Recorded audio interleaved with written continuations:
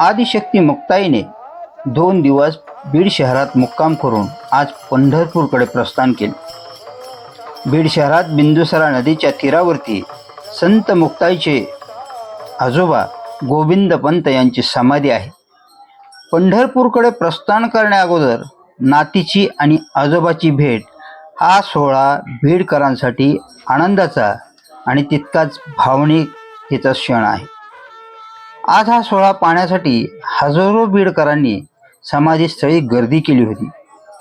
मुक्ताईच्या पादुका आजोबा गोविंदपंत यांच्या समाधीपाशी आणून आजोबा आणि नातीची भेट घडून आणली।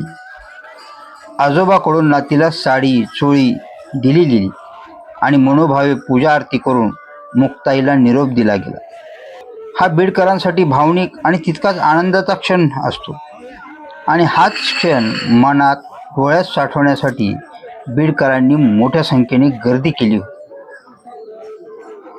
यावेळी मुक्ताई संस्थानचे प्रमुख ॲडव्होकेट रवींद्र महाराज, अमृताश्रम स्वामी महाराज यांच्या प्रमुख उपस्थितीत आरती करण्यात आली। पादुका पूजन करून मनोभावी पूजन करण्यात आले।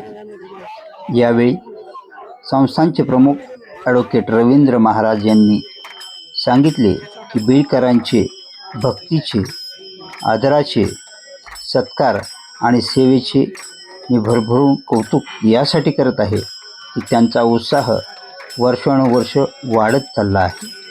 तर अमृताश्रम स्वामी महाराजांनी हा सोहळा दिवसेंदिवस उत्तम आणि साजेसा होत असून त्यात अजून चांगले आणि सुसूत्रीपणा आणण्यासाठी सर्वांनी प्रयत्न करावे असे आवाहन त्यांनी यावेळी केले। मी प्रमोद पुसरेकर, न्यूज इंडिया 23, बीड।